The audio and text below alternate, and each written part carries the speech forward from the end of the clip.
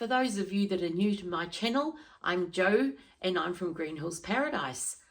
Today I'm going to go through how to make kimchi. It's a super easy process and you get an amazing end product for a very good cheap price compared to the price that you pay for the bought kimchi. So I will walk you through how I make my kimchi. It might not be quite how other people do it, but this is how I make mine and I really enjoy it.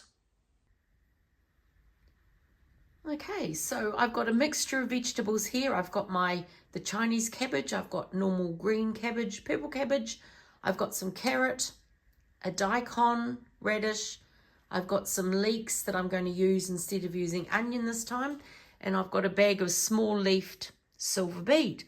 And also this, I like putting apple in it, but I've only got one apple I've just quickly got off the tree.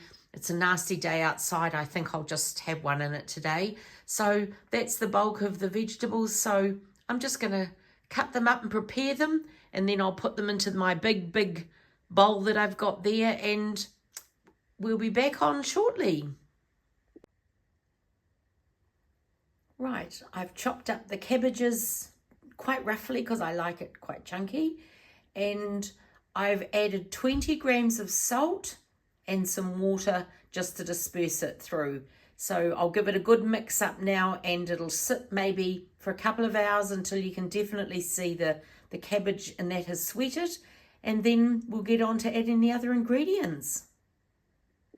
Right, I've just strained all the juice off the cabbages that were soaking in the brine, so that's all been drained. I've grated the carrots and the apples, and I've roughly chopped up the daikon and the leeks. So I'm going to tip them all into this bowl with the cabbage. And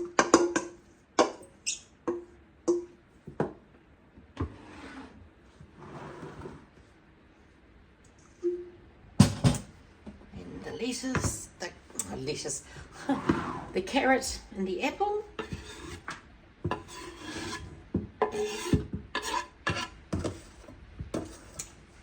And then I'm going to give it a good stir, mixing it all up really well.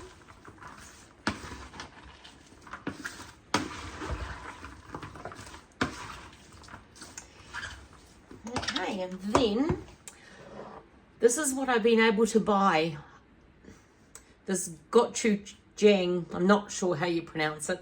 I haven't been able to get the other Korean spicy stuff that they suggest, but this is what I've been using and it works really well. So I'll be adding probably a couple of tablespoons. Actually, it's going to use it all up nicely. So this little pouch has made two big batches of kimchi, so I'm quite happy with that. Just get my scraper out, get every little bit.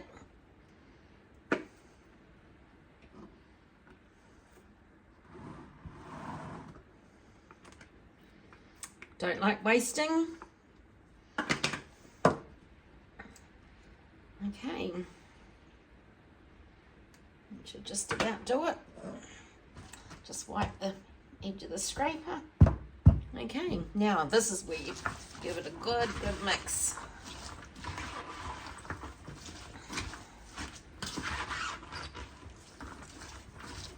Such a delicious smell.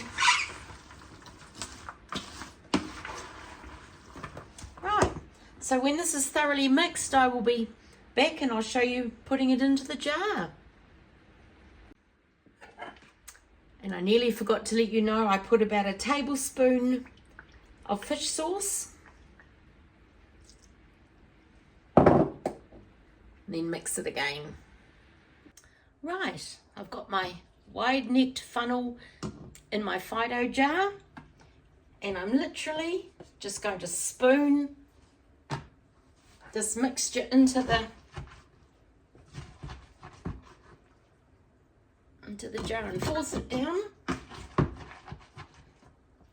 Oh, it smells so beautiful. Stuff it down. And honestly, this is it. It is just so easy. You get the ingredients and it's just such a wonderful, satisfying job when you see that beautiful big jar.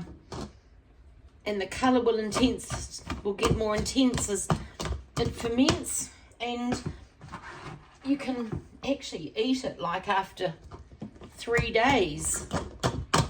So it is not a long process, and then once it's fermented to your liking, just pop it in the fridge and it will keep indefinitely, really. I mean, a long time. I've had kimchi and sauerkraut in the fridge for months and months, and it's absolutely fine. I have no issues at all. So when this is filled and squished down, I'll be back.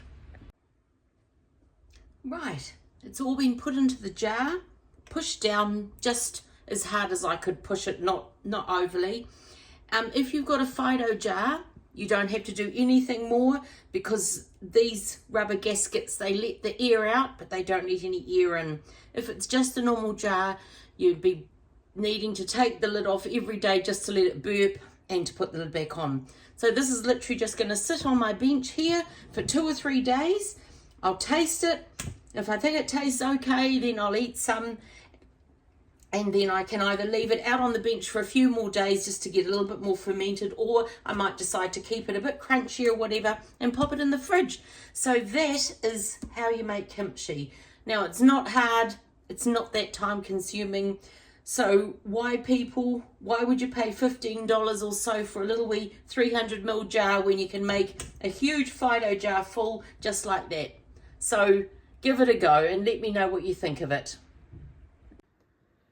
This is a comparison between a kimchi that I made maybe a couple of weeks ago to the one I've made today.